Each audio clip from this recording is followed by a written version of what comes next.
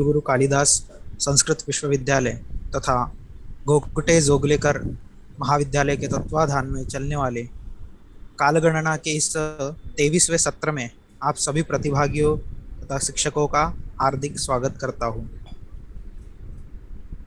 तो जैसा कि हम प्रतिदिन मंगलाचरण से इस सत्र को आरंभ करते हैं, उसी प्रकार आज भी हम मंगलाचरण से इस सत्र को प्रारंभ करेंगे। ओम राधा साध्यम साधनम यस्य राधा मंत्रो राधा मंत्रदात्री च राधा सर्वं राधा जीवनम यस्य राधा राधा राधा वाचकिं तस्य शेषम। तो आज आज के इस कालगणना पाठ्यक्रम में 23वें सत्र में आप सभी प्रतिभागियों का फिर से मैं अनुज शर्मा आप सभी का हार्दिक स्वागत करता हूँ। उसी के साथ आज विशेष होली, यह पर्व आज आज के दिन मनाया जाता है, तो उसकी भी आप सभी प्रतिभागियों को होली उत्सव की रंगमयी शुभकामनाएं आप सभी को। तो आगे के क्रम में हम चलते हुए आज जो हमारे व्याख्याता के रूप में उपस्थित है वह कवि कुलगुरु कालिदास संस्कृत विश्वविद्यालय के वेदांग ज्योतिष विभाग के सहायक प्राध्यापक डॉक्टर आशीष जे सर, उनका भी मैं इस सत्र में हार्दिक स्वागत करता हूँ।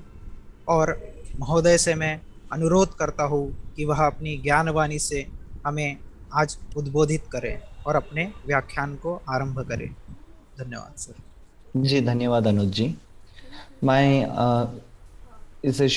आज के व्याख्यान शुरू करने से पहले मैं कुछ हमारे रिकॉर्डिंग इन प्रोग्रेस।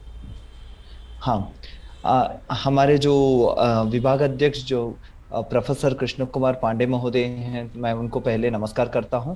और इस कार्यक्रम को जिन्होंने इसके बारे में सोचे थे और इसको एक स्वरूप में लेके आए थे, हमारे डॉक्टर दिनकर मराठे सर को मैं नमस्कार करता हूं। और हमारे प्रोफेसर प्रसाद गोखले महोदय को भी नमस्कार करता हूं। और फिर सभी मेरे जो प्राध्यापक हैं उन सभी को भी नमस्कार करता हूँ। अंबालिका मैडम, रजत गौतम सर और प्रणव मुले सर और राजश्री राजूकर मैडम, और आज जो मेरे साथ दे रहे हैं अनुज शर्मा जी, आपको भी मैं धन्यवाद समर्पण करता हूँ। और फिर आज जितने भी लोग यहाँ श्रोतागण हैं उन सभी को मैं नमस्कार करता हूँ। आज राहु गुलिक और यमघंटक इस काल के विषय में हम यहाँ देखने वाले हैं। तो इसके अंदर जाने से पहले तो हम पहले एक छोटा सा नमस्कार कर लेते हैं। नमामि मांधी यमघंटकाख्यम अर्धप्रहारम भुवि काल संह्यम धूम व्यतिपात परिध्यभीरज्ञा उपग्रहान इंद्रधनुषश्च केतुन।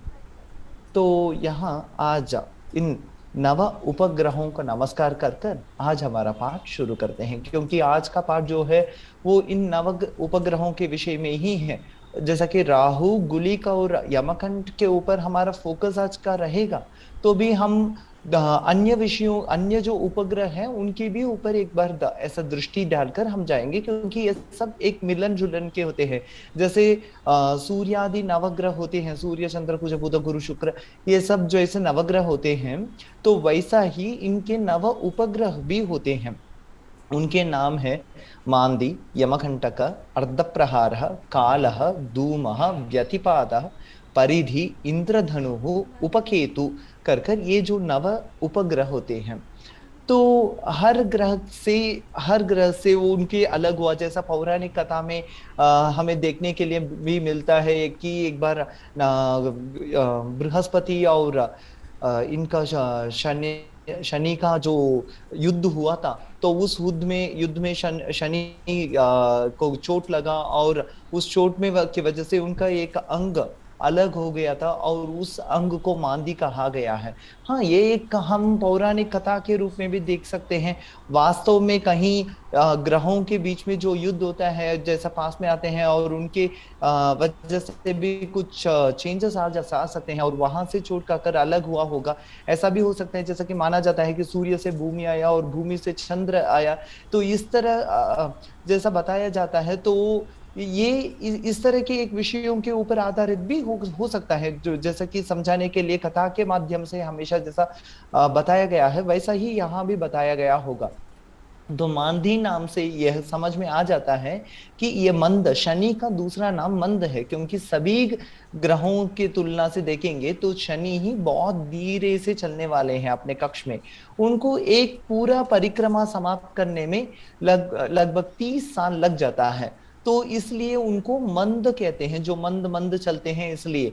तो मंद के पुत्र होने की वजह से इनको मांदी कहा गया है। ऐसा ही सभी ग्रहों के पीछे दूसरी दूसरी कहानियां छुपे रहते हैं। तो हमारा यहाँ गुलिक यमघंटक राहु है, तो उस विषय में हम थोड़ा फोकस चलेंगे। तो आज तो इनको क्या कहते हैं, अप्रकाशित ग्रह कहते हैं। ये आकाश में जैसा हम दूसरे ग्रहों को देखते हैं प्रकाश से, हम भूमि से भी देख सकते हैं कि जो लाल वाला जो पुंज दिखता है तो हम उसे कुज ग्रह कहते हैं। तो इस तरह ये जो ग्रह भूमि से देख सकते हैं, तो वैसा इस ग्रहों को, इस नव अप्रकाशित ग्रहों को नहीं देख पाएंगे हम। इनके स्वरूप थोड़ा अलग होने की वजह से इनको अप्रकाशित, जो प्रकाश में नहीं आते हैं, जो प्रकाशित नहीं होते हैं, उस तरह के ग्रह बताए गए हैं। तो इनके फल कैसे होते हैं, इस विषय में बृहत्पराशर होरा शास्त्र में बताया गया है। सूर्येन्दु लग्नकेष्वेषु वंशायुर्ज्ञान नाशनम इति धूमादि दोषानां स्थितिः पद्मासनोदिता। सूर्य से ये नवग्रह देखते हैं, तो ये नव अप्रकाशित ग्रह जो है ये नवग्रह के आधार से ही है। तो जैसा हम देखे थे कि मांदी जैसा शनि से ही आए हैं, तो इस प्रकार ये जो ग्रह होते हैं इनकी सभी का यहाँ फलादेश बता रहे हैं। जैसा धूमादि जो 9 ग्रह अप्रकाशित ग्रह हैं, वो अगर सूर्य से युक्त हैं, किसी के भी जन्म कुंडली में अगर वो सूर्य से युक्त हैं, तो उसे वंशनाश बताया जाता है। तो उस कुंडली में वो वंश का नाश करता है। अगर चंद्र से युक्त है तो आयु का नाश करते हैं, अगर लग्न से युक्त है तो ज्ञान का नाश होता है। तो इस तरह इनके विषय में बृहत्पराशर होरा शास्त्र में बताया गया है।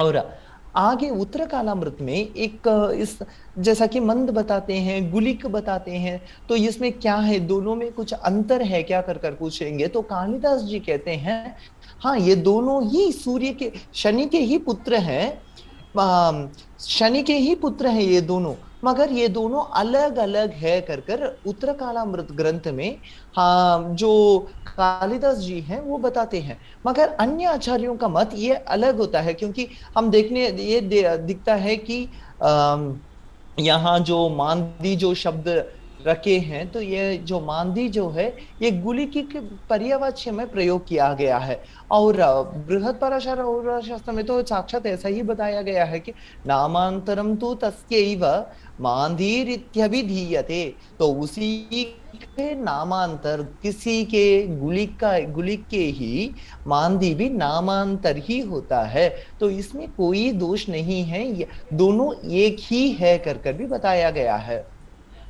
तो अन्य ग्रंथों में भी हमें ऐसा ही दिखाते हैं कि मांदी और गुलिक को अलग अलग ना होकर एक ही विषय पर चर्चा करते हैं। तो ये गुलिकादि का साधन कैसा करना चाहिए, जैसा कि इनका काल क्या होता है, इनको कैसे इनका समय कैसा दिया जाता है, तो इस विषय में जैमिनी सूत्र में हमें श्लोक मिलता है। क्या दिया गया है, दिवसान अष्टधा भक्त्वा वारेशात् गणयेत् क्रमात् अष्टमोऽंशु निरीशः स्याचन्यंशु गुलिकः स्मृतः।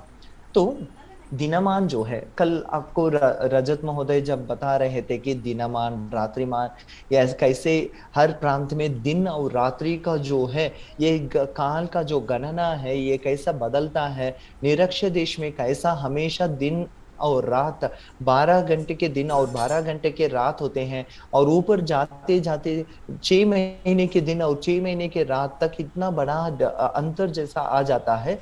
तो ये हमें कल रजत सर ने पढ़ाए थे। आज क्या है कि इस दिनमान को हम निरक्ष देश के जो कांस्टेंट ले लेंगे। हम मान लेंगे कि सुबह 6 बजे सूर्य उदय होता है और शाम 6 बजे अस्त हो जाता है। मतलब 12 आवर्स का, 12 घंटा का दिन और 12 घंटा का रात हम देख ले लेंगे। तो अगर ऐसा ले लेते तो 30 घटी का दिन हो गया और 30 घटी का रात हो गया। सिर्फ कैलकुलेशन है, अगर नंबर्स में डिफरेंस है तो हम नंबर 29 31 इस तरह नंबर को परिवर्तन कर कर सिर्फ डिवाइड करना है। यहाँ मैं जो कांस्टेंट वाला है वो मैं यहाँ ले लेता हूँ। तो 30 घटी को 8 से भाग देते हैं तो क्या हो गया, 30 घटी का 8 से भाग देने से 3.45 घटी जो आया है उसे हार्स में कन्वर्ट कर लेंगे तो 1.5 आवर्स होता है ये। तो 12 घंटा जो है उसे 8 भाग में हम विभाजन करते हैं तो हर भाग का जो काल होता है वो 1.5 घंटे का रहता है। तो इस दिनमान जो है इसे आप देख सकते हैं यहाँ 8 भागों में हम विभाजन किए हैं। तो इनके विषय में तो कैसा देखते हैं। सोमवार में 8 भाग, पुनः रविवार में सोम को मंगल बुध गुरु शुक्र शनि, इन सभी वारों में यहाँ आप देख सकते हैं, यहाँ चार्ट में दिखता है कि पूरा क्रम से नीचे वार दिया गया है और ऊपर काल दिया गया है, दिन के काल। तो सोमवार के पहला जो भाग है वो सूर्य से ही शुरू होता है और क्रम से दूसरा जो भाग है चंद्र मंगल बुध गुरु शुक्र और शनि, और 8वां जो भाग है ये भाग कोई भी अधिपति नहीं है ऐसा माना जाता है। तो इसलिए 8वें भाग को ऐसा ही रिक्त रखा है। बाकी जो 7 भाग हैं सिर्फ यहाँ के अधिपति होते हैं। ठीक है, तो सोमवार को क्या होगा, रविवार को सूर्य से शुरू होता है। अगर सोमवार को शुरू होता है तो कैसे, तो चंद्र से शुरू होगा, चंद्र मंगल कर चंद्र कुज बुध गुरु शुक्र शनि, और शनि होने के बाद अब आएगा सूर्य अंत में। ऐसा एक चक्र के रूप में ये चलता रहता है। तो यहाँ कौन कौन अधिपति है ये इस चार्ट से हमें जान लेना चाहिए। आगे तो इस विषय को जानने के बाद आगे हम इसको कैसे करना है ये देखते हैं। अब बृहद पराशर होरा शास्त्र में ऐसा बताया जा रहा है, शन्यंशो गुलिकः, शनि का जो अंश है वो गुलिक है। तो यहाँ आपको जहां जहां भी शनि दिखा, रविवार को 7वां भाग शनि है तो वो गुलिक का काल है। सोमवार को 6वां भाग जो शनि है वो गुलिक का काल है। उस दिन उस समय पर गुलिक का काल कर कर कहते हैं। तो यहाँ भी बुधवार में 5वां और सॉरी मंगलवार में 5वां और गुरुवार में चौथा और गुरुवार में तृतीय, शुक्रवार में द्वितीय और शनिवार में पहला जो भाग होता है ये गुलिक का काल बताया गया है। यहाँ देखेंगे तो आपको स्पष्ट दिखेगा गुलिक का काल कैसा यहाँ दिया जा रहा है। यहाँ बाकी ग्रहों का काल मैंने इसलिए नहीं दिया क्योंकि जो हम फोकस कर रहे हैं उतना ही देंगे तो आसान से समझ में आएगा, इसलिए यहाँ गुलिक का काल। तो फिर शन्यंशो गुलिकः प्रोक्तो रव्यंशः कालज्ञ काल संज्ञकः, रवि का जो काल है उसको काल कहते हैं, काल वेला ऐसा भी कहा जाता है। इसके बहुत सारे नाम होते हैं। तो सूर्य जो है, जहाँ सूर्य का काल है वहां काल वेला ऐसा कहते हैं। और भौमांशु मृत्युरादिष्टो, जो जहाँ कुज है भौम है वहां मृत्यु ऐसा कहा गया है। गुरुवांशो यमकंटकः, जहां बृहस्पति गुरु का जो काल है उसे यमकंटक बताया गया है। सौम्यांशो अर्धप्रहरकः, बुध का जो है उससे अर्धप्रहर ऐसा पर्यायवाची नाम से बताया गया है। ऐसा यहाँ हर जो ग्रह है तो उसके हिसाब से वहां उनका काल का निर्णय कर लेना चाहिए। यहाँ आप देखेंगे तो दिन में यमकंटक का काल कब होता है और गुलिक का काल कब होता है ये यहाँ इस चार्ट में दिया गया है। अब दिन के विषय हो गया है तो रात के विषय में कैसा होगा। ये अभी देखते हैं। रात में भी ऐसा ही है, मगर इस गणित में थोड़ा सा अंतर आता है।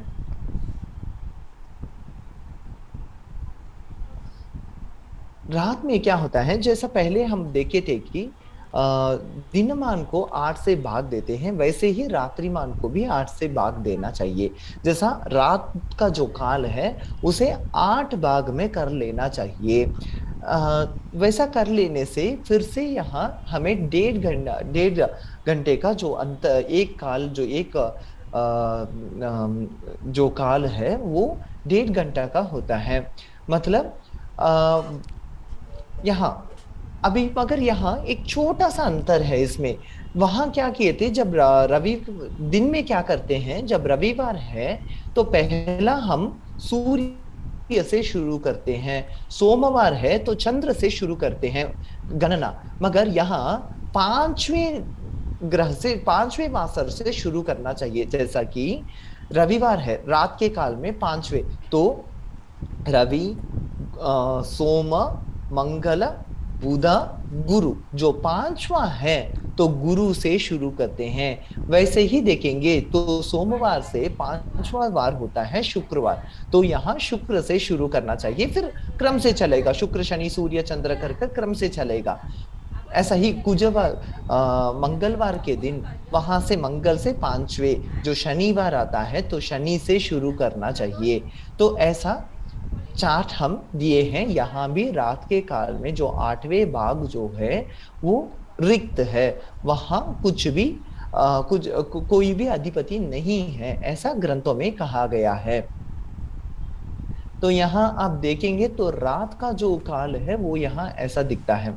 जैसे रविवार में पहला जो काल है वो यमकंठ है, और तृतीय जो काल है वो गुलिक है। मतलब ये शाम 6 बजे से लेकर रात 7:30 बजे के जो काल है रविवार को, तो वो यमकंठ का काल है। और रात 9 बजे और से लेकर रात 10:30 बजे का काल है वो गुलिक काल बताते हैं। मगर मुहूर्त चिंतामणि में ऐसा भी बताया गया है, रात्रावेति न दोषदाह, मतलब ये ग्रहों का जो दोष होता है वो रात्रि काल में गणना करने की जरूरत नहीं है। तो सिर्फ दिन के यमकंटक और गुलिक काल जो होते हैं मुहूर्त में भी जब देखना है तो दिन के काल में देखेंगे तो काफी है, रात के काल में इसके विचार करने की जरूरत नहीं है, ऐसा मुहूर्त चिंतामणि में बताया गया है। और फिर अप्रकाशित ग्रहों का फल के विषय में बताया जा रहा है। तो अगर इस तरह के काल वगैरह सबका निर्णय हो रहा है तो उसके फलादेश भी देखना चाहिए, ये कैसा होता है, ये शुभ है या अशुभ है, तब जाकर इसका विचार हम कर पाते हैं। दोष प्रधाने गुलिको बलियान, मतलब इन सभी काल में भी गुलिक का जो काल है वो ज्यादा दोष युक्त है, ज्यादा दोष में वो ज्यादा ही बलवान होता है। तो गुलिक काल जो है ये बहुत ही अशुभ काल माना जाता है। शुभ प्रदाने यमकंटक स्यात्, और यमकंटक जो काल है इसे शुभ में माना गया है, क्योंकि हम पहले से ही देखे थे कि गुलिक कहा क्या शनि को रिप्रेजेंट करते हैं, और जो ये यमकंटक जो है ये बृहस्पति को, इसीलिए यहाँ गुलिक को बहुत ही अशुभ माना गया है और यमकंटक को बहुत ही शुभ माना गया है। तो बाकी जो भी अर्ध प्रहर इस तरह के जो काल है तो इनको कैसे माने गए हैं, अन्ये च सर्वे व्यसन प्रधाने, तो बाकी जो भी काल बचे हैं ये भी दुखदायक ही होते हैं, मगर कितने अशुभ फल ही देते हैं, बाकी जो हैं वो भी, तो भी कितना अशुभ फल देते हैं। इस प्रश्न पर मांद्युक्त वीर्यात् बलान्विताः अर्धबलान्विताः, तो मंद का जितना बल बताया गया है उसमें आधा, इत्युक्ते गुलिक का जितना दोष अशुभता बताया जा रहा है उसमें आधा अशुभता कर मान लेना चाहिए। सिर्फ गुलिक, यहाँ देखेंगे कि बहुत सारे कालवेला, परिधि, मृत्यु, अर्धप्रहारः, यमकंटकः, कोदंडः, गुलिकः ऐसा दिया गया है। तो यहाँ क्या है, सिर्फ गुलिक बहुत अशुभ है और यमकंटक बहुत शुभ है। बाकी जो है ये गुलिक का जितना अशुभ है उसमें आधा अशुभ मानना चाहिए। जो भी फलादेश आगे बता रहे हैं उसमें सभी में भी दूसरों जो ग्रह हैं उनके आधा आधा फलादेश मानना चाहिए। इसलिए आगे भी जब फलादेश के विषय में भी जब हम बात करेंगे तो गुलिक का ही विषय बात करेंगे। यमकंटक इत्यादि अन्य जो उपग्रह होते हैं तो इनके विषय में जो बात करना रहेगा वो कम रहेगा, क्योंकि गुलिक के समझने से बाकी का डायरेक्ट ऑपोजिट ले लेना चाहिए यमकंठ के लिए, और बाकी के लिए उसमें आधा फल ले लेना चाहिए। तो समझ में नहीं आता तो कोई दिक्कत नहीं है, क्योंकि जब हम आगे जाकर उसके विषय में जब चर्चा करते हैं वो स्पष्ट हो जाएगा। तो इसलिए तो अभी अप्रकाशित ग्रह इनके फल के विषय में बात करते हैं। इनके फल कैसे होते हैं देखेंगे तो दो शब्द ये बताया गया है। फिर तो इसके फल किस ग्रह के जैसे होते हैं ये बताए हैं फलदीपिका ग्रंथ में ही। क्या कह रहे हैं, कालवेला, ये जो कालवेला उपग्रह है इसका फल कैसा होता है। तो अगर हम कुंडली में देखते हैं कालवेला का साधन कर चुके हैं तो देखते हैं कि कालवेला एक भाव में बैठा है, तो इसका कैसा विचार करना चाहिए। राहु का जैसा विचार करते हैं वैसा विचार करना चाहिए। अर्धप्रहर बुध का जैसा विचार किया जाता है वैसा ही। तो अर्धप्रहर के जैसा कि हमें पता है बुध जब पाप ग्रहों से युक्त होते हैं तो बुध पाप फल देते हैं। बुध जब शुभ ग्रहों से युक्त होते हैं तो शुभ फल देते हैं। वो जिस स्थान में रहते हैं उस स्थान के जिनके साथ युक्त रहते हैं वो उनके हिसाब से वो बदल जाते हैं। तो अर्धप्रहर भी वैसा ही है। अष्टक वर्ग में भी जब उनका शुभाशुभ विचार किया जाता है, जब अर्धप्रहर को जब कहीं ज्यादा शुभ मिलता है अष्टक वर्ग में, अगर उस भाव में अर्धप्रहर होता है तो शुभ फल देता है। अगर ज्यादा अशुभ है तो वहां अर्धप्रहर होने से अशुभ फल देता है। तो इससे यही हमें दिखता है ये बुध जैसा प्रभाव करते हैं वैसे ही अर्धप्रहर भी है कर। फिर यमकंटक के विषय में बताएंगे तो बृहस्पति, हम देख सकते हैं कि बृहस्पति को अति शुभ ग्रह माना जाता है कुंडली में। तो बृहस्पति जो है उनके फल जितना शुभता होता है वैसे ही यमकंठ का भी फल को शुभ माना गया है। फिर गुलिक का फल शनि का फल जैसा विचार किया जाता है। तो ये एक तरह के गुलिका काल और यमकंठ ये काल के विषय में बात यहाँ हुआ है। तो इनके जो साधन प्रकार होते हैं ये भी थोड़ा सा अलग अलग प्रकार से होते हैं। ठीक है, तो अभी गुलिका काल और यमकंटक काल के साधन के विषय में हम देख चुके थे कि इनको कैसा करना चाहिए, मगर राहु काल के विषय में थोड़ा भिन्न मत दिखता है आचार्यों के बीच में। क्योंकि यहाँ जो जहाँ की पहले दूसरे यहाँ देख सकते हैं कि पहले जब हम विचार किए थे तब मैंने यही बताया, जो 8वें जो भाग होते हैं, दिन के जो 8वें भाग होते हैं वहां कोई भी अधिपति नहीं है कर बताया था। मगर प्रश्न मार्ग में ऐसा बताया जा रहा है कि नहीं उसके अधिपति जो है वो राहु होते हैं, क्योंकि ये गुलिक और राहु काल का विचार ज्यादा तक हम देखते हैं तो दक्षिण भारत में इसे ज्यादा प्रधान रूप से इसका विचार करते हैं। और सभी शुभ कार्य और अशुभ कार्य करने से पहले राहु काल का तो विचार करते हैं। एक दिन में कब राहु काल होता है, कब इसके यहाँ शुभ कार्य कर सकते हैं या नहीं, ये हम जब दक्षिण में जाते हैं तो इसके प्रभाव हम ज्यादा देख पाते हैं। तो प्रश्न मार्ग भी एक दक्षिण संप्रदाय से आया हुआ ग्रंथ ही है। तो वहां राहु काल, और केरल में तो गुलिका विषय में आज भी इतना विशेष रूप से देखते हैं, क्योंकि हमें यहाँ बहुत सारे लोगों को गुलिक के विषय के बारे में ज्यादा पता भी नहीं है। तो केरल में देखेंगे तो आज भी गुलिक के विषय में इतना प्रधान रूप से ले लेते हैं और हर विषय में भी गुलिक का विचार करते हैं। यहाँ अन्य प्रांत में जो आंध्र कर्नाटक इस तरह के प्रांत में जो होता है, यहाँ राहु काल का विचार भी ज्यादा तक करते हैं। तो इसलिए राहु काल कैसा देखा जाता है ये बताते हैं। राहु काल अन्य के जैसे एक कांस्टेंट स्थान पर नहीं होते हैं। जैसा कि अन्य का देखते हैं एक क्रम से चलते रहते हैं, मगर राहु काल ऐसा नहीं चलता है। तो इसे कैसा याद रखा जाए, तो उसके लिए एक छोटा सा शॉर्टकट बताया गया है हमारे प्राचीन ग्रंथों में। हरि ही समेतो वेगेन, ये इसका सूत्र है। कटपे आदि नाम का एक गणना होता है, कैलकुलेशन मेथड होते हैं, जैसे जैसे सूत्र होते हैं संख्या देने के लिए कटपे आदि का सिस्टम यूज करते हैं। संख्या देने के लिए दो प्रकार के सिस्टम यूज किया जाता है। जैसा गज बोलते हैं तो ये इस 8 को इंडिकेट करता है, क्योंकि अष्टदिग्गज ये हम सुने होंगे, और रत्न बताएंगे तो 9 को इंडिकेट करता है। वैसे ही हर व्यंजन और स्वर को एक संख्या दिया गया है और उसको कटपे आदि कर कर हम बताते हैं। तो ये प्राचीन ग्रंथों में इसी सिस्टम को यूज किया गया है संख्या बताने के लिए। इन दोनों में से किसी एक को उपयोग किया हुआ होगा। अभी मैं इस कटपे आदि सिस्टम के ऊपर अंदर ज्यादा चर्चा नहीं करना चाहता हूं, मगर इस सूत्र को यहाँ बता देता हूं। ह का मतलब 8 होता है, मतलब पहला वाला।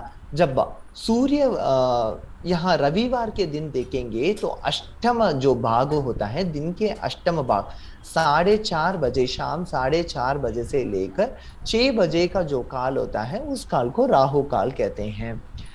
और उसके बाद हरि ही, री जो है वो री का संख्या होता है 2, मतलब हाँ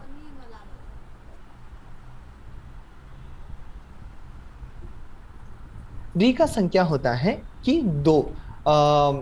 तो यहाँ सोमवार में वो 1 होना चाहिए। सोमवार के दिन क्या होता है कि प्रथम 6 बजे, सॉरी,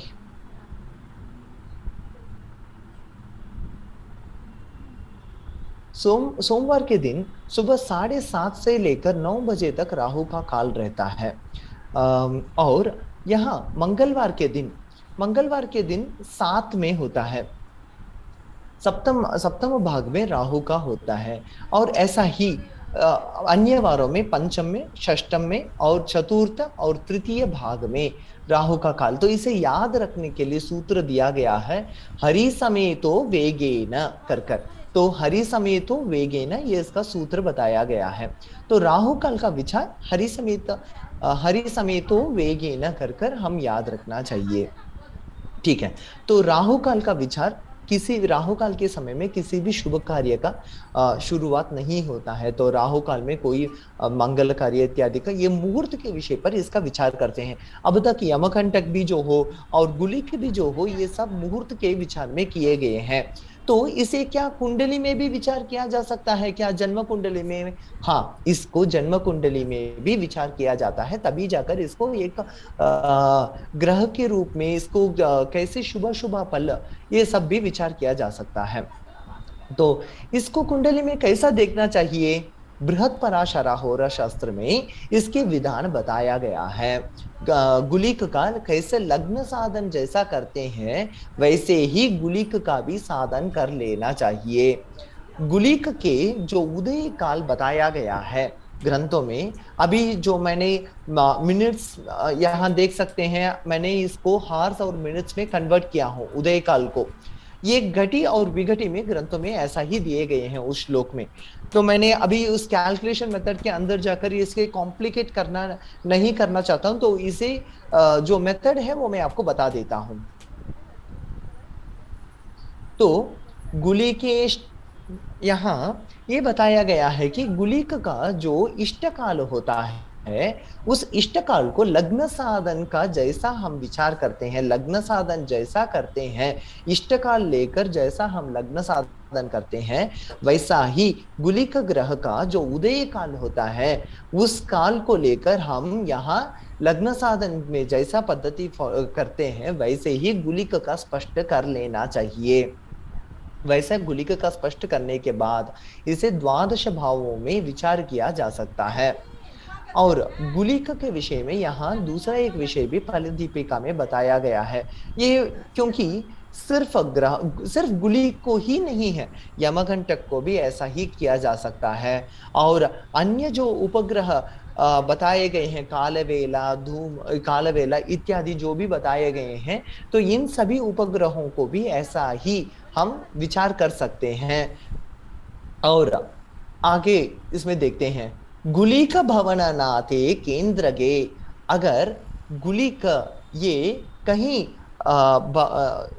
जो जिस भाव में वो बैठे हैं उस भाव के अधिपति के साथ, जो उस राशि के अधिपति के साथ मिलकर यदि केंद्र मिलकर बैठे हैं, या केंद्र में बैठे हैं, या त्रिकोण में बैठे हैं, या बलवान होकर अपने ही स्थान पर बैठे हैं, या अपना स्व उच्च राशि पर बैठे हैं, इस तरह कहीं भी वो बैठे हैं, तो उनके स्थान और उच्च राशि इसको गुलिक पद्धति ग्रंथ में भी बताया गया है। मगर वो उसके विचार यहाँ थोड़ा कॉम्प्लिकेट हो सकता है, तो इसलिए मैंने जितना जरूरत है मैंने यहाँ उतना ही रखा हूँ। और हर विशेष श्लोक के साथ रेफरेंस में दिया गया है। आप उसमें ज्यादा जब जाकर देखेंगे, क्योंकि 1 घंटे में जितना गणित वगैरह को समझाया जा सकता है उतना रहकर ही बताना ठीक रहेगा।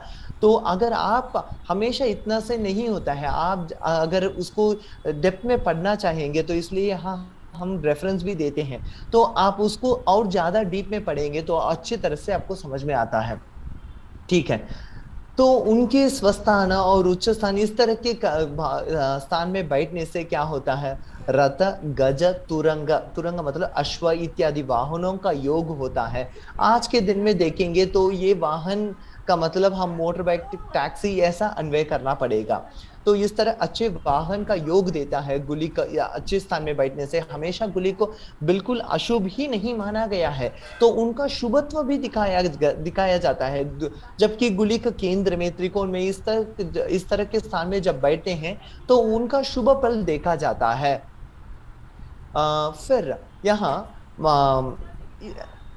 इसमें इनको राजयोग भी राजतुल्य भी बताते हैं, और राजा से इनको सम्मान भी मिलता है इस तरह के जो अच्छे स्थान में बैठने से। सिर्फ तो यहाँ इस तरह के इनके विचार किए गए हैं। फिर गुलिकस्य तु संयोगे दोषान सर्वत्र निर्दिशेत।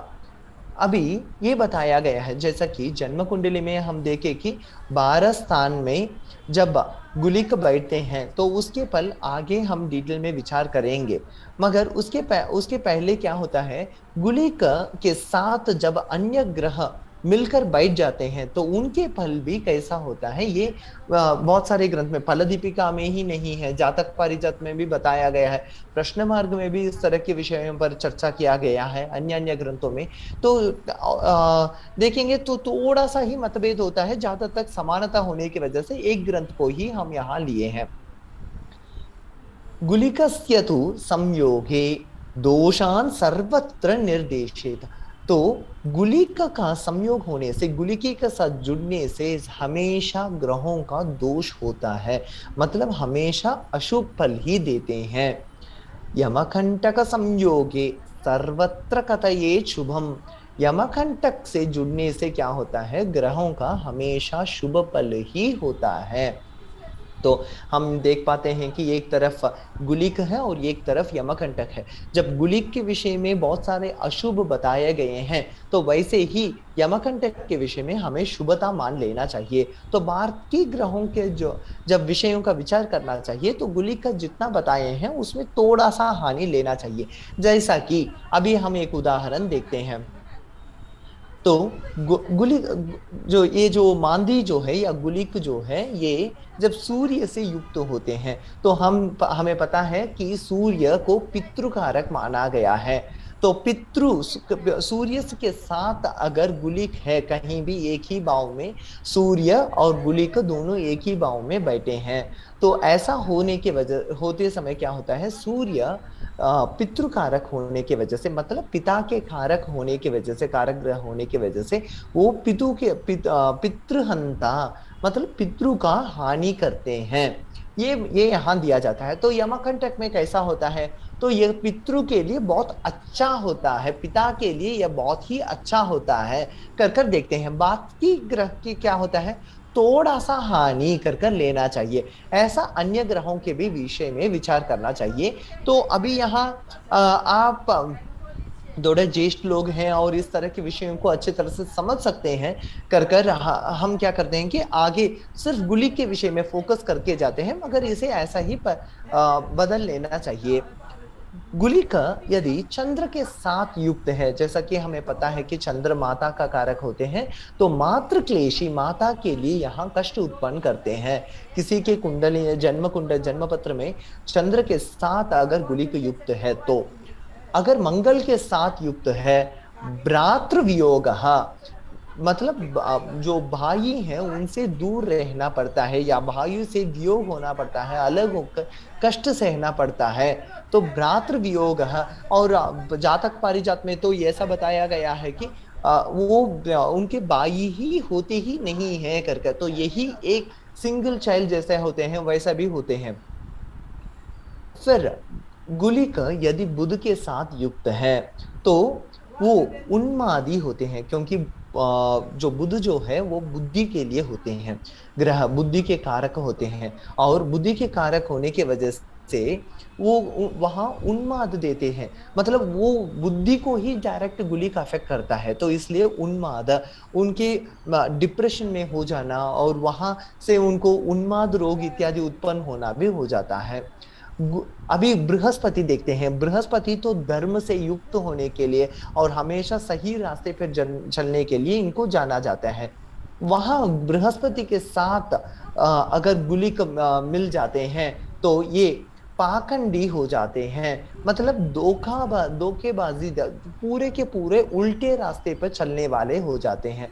ठीक है, अगर बृहस्पति के साथ यमकंठ जो है वो मिल जाते हैं, तो क्या होता है, बहुत ही शुभ होता है, बहुत ही उत्तम व्यक्ति होते हैं, बहुत ही सत्यवादी होते हैं, इस तरह अच्छे रास्ते में धर्म मार्ग में चलते हैं, बहुत ही धार्मिक कार्य करते हैं, इस तरह इसे लेना चाहिए। गुलिक यदि शुक्र के साथ युक्त है, शुक्र हमेशा सुख भोग के लिए जाना जाता है, तो नीच कामिनी संगह बताया गया है, मतलब नीच लोगों के साथ उनका संग होता है, उनका मिलन रहता है। और अगर शनि के साथ युक्त होने से कुष्ठ इत्यादि रोग और अल्प आयु ये सब यहाँ होता है। राहु के साथ मिलने से विष रोगी, मतलब विष से उनको हानि हो सकता है, और केतु के साथ मिलके रहने से वह्नि पीड़िता, मतलब अग्नि से उनको चोट हो सकता है। ऐसा सभी ग्रहों के साथ मिलने के विषय में बताया गया है। अगर गुलिक हर भाव में बताया गया है, तो हर भाव में इनके विचार कैसा करना चाहिए ये बताते हैं। प्रथम भाव, यहाँ देखते हैं कि हम द्वादश भाव होते हैं। अगर द्वादश भाव में क्रम से प्रथम द्वितीय तृतीय इन भावों में अगर गुलिक बैठे हैं, तो उनके फल कैसा होता है ये देखते हैं। तो लग्न साधन करने के बाद आजकल बहुत सारे सॉफ्टवेयर आते हैं, तो उससे भी हम देख सकते हैं कि गुलिक कहाँ है करके, वहां भी एक सिंबल से इंडिकेट कर देते हैं कि गुलिक आदि उपग्रहों को भी वहां देते हैं, बहुत सारे सॉफ्टवेयर में हमें मिल जाते हैं। तब जाकर इसे इस तरह बृहद पराशर होरा शास्त्र और जातक पारिजात और प्रश्न मार्ग में भी हमें मिलते हैं कि इस तरह द्वादश भावों में होने की वजह से क्या फल होता है कर।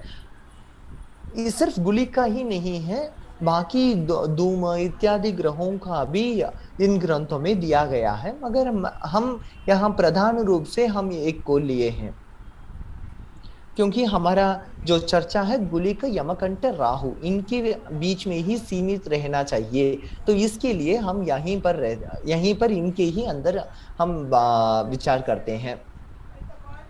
तो रोगार्थः सततं कामी पापात्मा दीगत शटः। रोगी होते हैं मतलब लग्न भाव में गुलिक होते हैं तो वो व्यक्ति रोगी होते हैं और कामी होते हैं, मतलब चंचल स्वभाव वाले होते हैं और पापात्मा होते हैं, पाप कार्य में ज्यादा रत रहते हैं और शटह शटह दूर्त होते हैं। तनुस्कब तनुस्ते गुलिके जातः खल भावो अति दुःखितः। अगर तनु भाव में प्रथम भाव में गुलिक है तो वो व्यक्ति हमेशा दुखी रहते हैं। विकृतो दुखितः क्षुद्रो द्वितीय भाव में है तो वो व्यक्ति थोड़ा इंग्लिश में बोलते हैं ना क्रूकड, थोड़ा टेढ़ा रहते हैं, हमेशा दुखी रहते हैं, नीच स्वभाव के रहते हैं। व्यसन हमेशा कुछ ना कुछ विषयों को चिंता करते रहते हैं, कुछ ना कुछ उनके अंदर विचार तो चलता ही रहता है, वो कभी खुश नजर नहीं आते हैं। फिर धनस्ते गुलिके जाता, धनस्ते गुलिके जाते निस्वो भवति मानवः। तो उनका हमेशा निराशा से चलते हैं। अगर द्वितीय भाव में गुलिक है तो वहां धन का भी नाश होता है। अब तृतीय भाव में मैं सभी भावों का विषय, द्वादश भावों का विषय पढ़ने वाला नहीं हूं, एक दो तीन में मैं रोक देता हूं और एक दो तीन पढ़कर मैं रोक देता हूं। चार्वांगो, अभी यहाँ देखिए पहला भाव में अशुभ फल बताया गया है, द्वितीय भाव में अशुभ फल बताया गया है, मगर तृतीय भाव में शुभ फल बताया जा रहा है। ये कैसा विचार किया जाता है? क्योंकि त्रिषड आय, ये जो 3, 6, 11 जो स्थान होता है ये अशुभ स्थान होता है।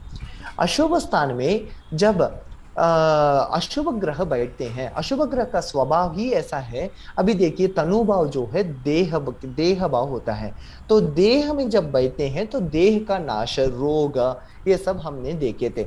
अगर तृतीय भाव 3, 6, 11 में जब बैठते हैं तो ये शुभ बन जाते हैं, क्योंकि अशुभता का नाश करते हैं तो इसलिए ये शुभ बन जाते हैं।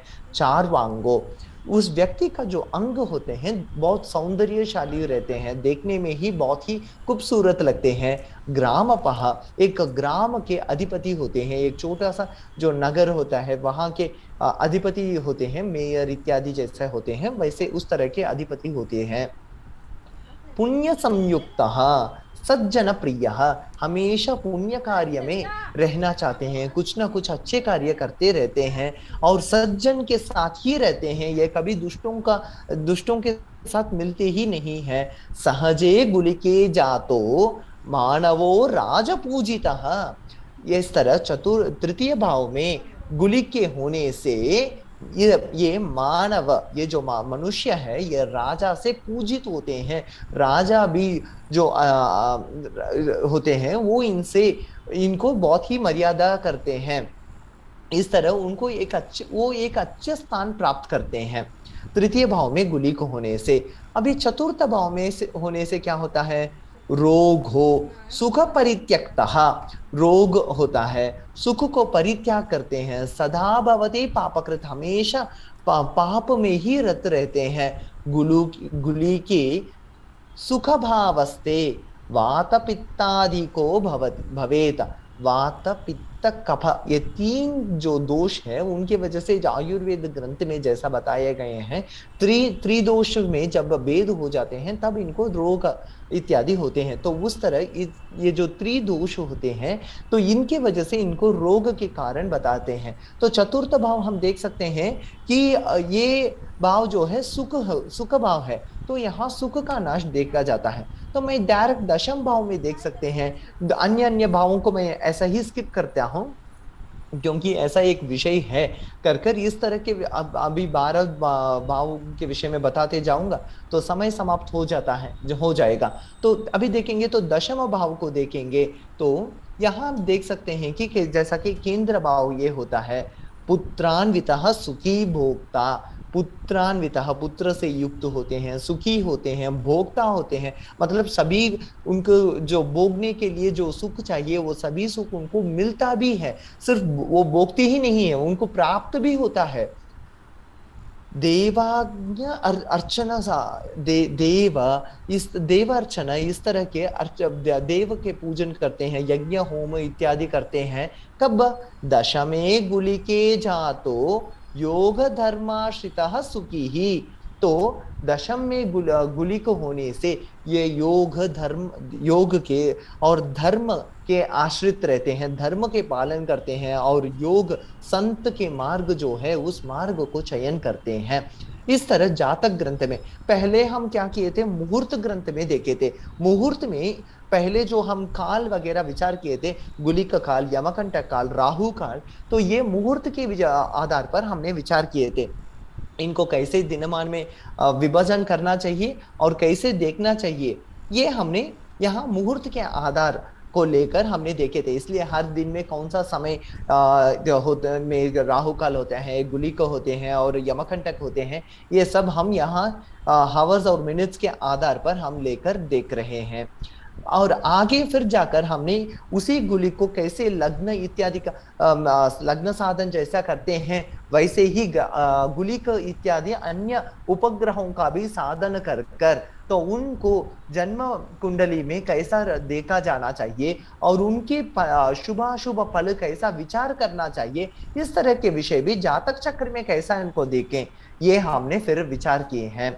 और उसके आगे जाकर अभी प्रश्न शास्त्र में कैसा बताया गया है इस तरह के विषयों को, तो ये अभी विचार करने का कोशिश करते हैं।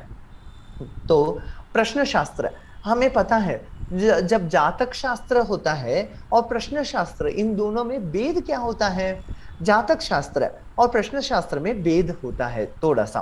अब हाँ, आचार्य विचार करने का पद्धति सब कुछ एक ही मानते हैं, तो भी जातक शास्त्र जब जो है तो प्रश्न शास्त्र की क्या जरूरत है, यही होगा ना। तो उस जरूरत को हमें समझना चाहिए।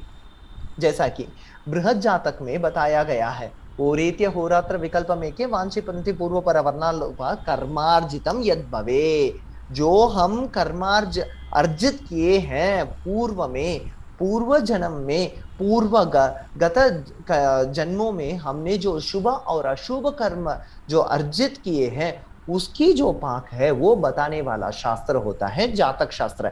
इसलिए जो हम जिस काल पर हमारा जन्म हुआ है उस काल को हम कांस्टेंट मानते हैं, उस समय की जो ग्रह स्थिति है उसे हम कांस्टेंट मानते हैं। अभी मान लीजिए कि किसी का, एक उदाहरण के लिए बताता हूं, किसी का मंगल दोष है और उनका विवाह ही नहीं हो रहा है, तो आकर पूछे आप तो दैवज्ञ हैं, आप बता दीजिए कि इसका कुछ प्रायश्चित कीजिए और मुझे एक मार्ग दिखाइए, इस दोष से कैसा बाहर आना है। तो दैवज्ञ ने उसको अच्छे तरह से विचार किए थे और बताए थे कि आप ये परिहार कर लीजिए और दोष हो जाएगा, समाप्त हो जाएगा। तो अगले दिन वो आए थे, पूरा परिहार समाप्त कर कर और लेके आए थे अपना कुंडली जन्म पत्री और सामने रखते हैं कि बताते हैं कि मैंने कल पूरा पर प्रायश्चित कर लिया, अभी आप थोड़ा देखकर बता दीजिए कि वो दोष कम हो गया या नहीं। क्योंकि जन्मपत्र में वो हमेशा कांस्टेंट रहेगा ना, हमारे अंतिम काल तक वो फिक्स्ड है, क्योंकि हमारे जन्म काल पर आकाश में ग्रहों का स्थिति जैसा था उस स्थिति को दर्शाता है, वो अभी वाला स्थिति को नहीं बात करता है ना। तो ये अभी उन्होंने कल जो प्रायश्चित वगैरह किए हैं वो क्या वो क्या उसका प्रभाव को कम किया या नहीं, ये सब जानना है। तो यहाँ हम प्रश्न काल को लेते हैं, प्रश्न शास्त्र का आधार मानते हैं। तो प्रश्न शास्त्र का जब आधार मानते हैं, इसके लिए बहुत सारे ग्रंथ होते हैं, जैसा प्रश्न भूषण और प्रश्न शिरोमणि और प्रश्न मार्ग है। इसमें सभी ग्रंथों से भी बहुत ही मशहूर ग्रंथ होता है प्रश्न मार्ग। ये एक संग्रहित ग्रंथ है, इसमें बहुत सारे विषयों के, प्रश्न शास्त्र के विषयों पर इतना संग्रहण कर इतना बहुत अच्छे तरह से यहाँ दिखाया गया है। तो इस ग्रंथ में क्या बताया गया है ये देखते हैं। यहाँ भी मांदी और गुलिक ये दोनों शब्द यहाँ उपयोग किया गया है। अभी प्रश्न काल में ये बताया गया है, मैं यहाँ सिर्फ 2-3 उदाहरण ही लिया हूं।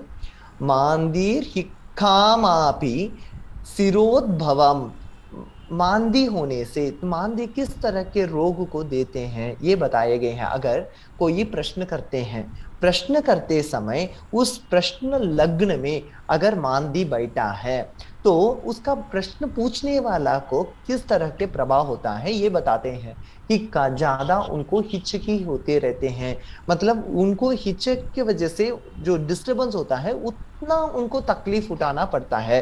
हिचकी ज्यादा होना और न रुकना, इस तरह के दिक्कत हो सकता है। सिरो सिरो का मतलब जो वेन्स होते हैं, नर्व्स जो होते हैं, उसे सिरा कहते हैं। तो इस ये जो वेन्स बाहर आने की वजह से लोगों को बहुत दिक्कत होता है, बहुत समय तक करने की वजह से पैर में जो जब नर्व्स जो होता है वो ज्यादा तक बाहर उभरा हुआ सा दिखता है और वो बहुत ही दर्द करता है और कभी कभी फटकर खून वगैरह वगैरह बह जाते हैं। तो उस तरह के जो दिक्कत होते हैं, ये इस तरह के दिक्कत को सूचना करता है। अगर प्रश्न काल में गुलिक लग्न में दिखे तो अस्ते पापयुतो मान मांदीर वित्त, अभी सप्तम में मांदी है। मतलब प्रश्न करते समय सप्तम भाव में मांदी है, मतलब गुलिक है, लग्न लग्न से सप्तम में है। तो ये पापयुतो मतलब पाप ग्रहों से युक्त होकर उधर है। तो ये प्रश्नकर्ता को दुष्ट मार्ग में लेके जाता है और यहाँ दुष्टों के प्रवाह, मतलब उनको उस समय दुष्ट लोगों की वजह से उनको तो तकलीफ झेलना पड़ता है। फिर गुलिकः सर्पार्थिमाशौ चक्रम। हाँ, अभी यहाँ बताया गया है, अगर गुलिका राहु के साथ मिलते हैं तो राहु के साथ मिलकर बैठते हैं तो भी वो बहुत ही अशुभ करते हैं और वहां उनके लिए जो दोष होता है वो होता है। और मांदी चतुर्थ राशो वा चतुर्थ अंशे अथवा, मांदी जो है वो चतुर्थ राशि में हो या चतुर्थ अंश में, मतलब लग्न से चतुर्थ गोचर में देखते हैं तो भी चंद्र से चतुर्थ हो या लग्न से चतुर्थ हो, कहीं भी ऐसा मांदी चतुर्थ में स्थित होने से क्या होता है, यदि क्षुद्रम गृहे वाच्यम जलराशि। तो अभी यहाँ किस तरह के प्रश्न अगर कोई पूछते हैं कि क्या कोई ये ब्लैक मैजिक्स वगैरह बोलते हैं ना, इस तरह के विषय कुछ हमारे ऊपर प्रयोग किए हैं क्या, कर कर जब प्रश्न करते हैं तो उस तरह की स्थिति में चतुर्थ भाव में अगर मांदी दिख रहा है तो ये इसका फल ऐसा होता है कि हाँ घर में होता है। अगर चतुर्थ भाव जलचर राशि है, जल राशि है, जैसा कि मीन हो या इस तरह का जल राशि हो, तो वहां क्या होता है, घर में कहीं जल के प्रदेश जैसा बाथरूम, ये ज्यादा तक पानी, वॉश बेसिन, ये सब ज्यादा पानी युक्त का स्थान होता है। तो इस तरह के स्थान पर कहीं दुष्ट कर कर रखा गया है, कर कर ऐसा बताते हैं। तो इस तरह गुली का इनके विचार करना चाहिए, क्यों इनका इनके काल ये सब हम अच्छे तरह से विचार कर कर फिर हम इनका फलादेश कर सकते हैं। और यहाँ मैंने एक विषय पहले आप नोटिस किए होंगे कि यहाँ मांदी यमघंटक अर्धप्रहार काल धूम इत्यादि बताए गए हैं। तो यहाँ धूम इनके जो गणना है ये कुछ अलग भिन्न प्रकार से होते हैं। इनका गणना बाकी ग्रंथों में बताए गए हैं, मगर मैं उस विषय को यहाँ पर नहीं लेके आया था क्योंकि इसे ज्यादा तक गणना में बताकर बहुत सारे गणना एक साथ बता देने से हमें ज्यादा कंफ्यूजन हो सकता है। तो इसलिए मैं उस तरह के विषयों को यहाँ लेके नहीं आया हूँ। और इसके विषय यहाँ जो फलदीपिका इत्यादि ग्रंथ भी दिया गया है, वहीं पर वो उस विषय को अगर आप जानना उस पढ़ना चाहते हैं तो वो आप पढ़ सकते हैं। तो यहाँ हमने गुली का राहु काल के विषय में मैंने इसलिए ज्यादा नहीं विचार किया क्योंकि राहु के विषय तो हर ग्रंथ में दिए रहते हैं। राहु का विचार कैसा करना चाहिए, और राहु को एक प्रधान ग्रह मानते हैं हम, तो इसलिए यहाँ राहु को नहीं लिया हूं मैं। यहाँ सिर्फ गुलिका और यमघंटक के ऊपर ही ज्यादा फोकस रखा हूं क्योंकि राहु के विषय बहुत सारे विषय में आचार्य लोग चर्चा करते ही हैं। तो आज मैं इस अवकाश देने, यहाँ मुझे बताने के लिए ये जो अवकाश दिए थे इन इसके लिए मैं आयोजक के लिए रत्नागिरी के जो सब सेंटर है उनको और गोगड़े जोगलेकर महाविद्यालय है उनके जो सभी को मैं धन्यवाद समर्पण करता हूँ। और आज मेरे साथी जो अनुज शर्मा जी यहाँ है उनको भी मैं धन्यवाद समर्पण करता हूँ। और सभी को मैं होली का शुभकामना कहकर मैं आज विराम लेता हूँ। जी धन्यवाद सभी को। धन्यवाद सर, आपका बहुत बहुत धन्यवाद।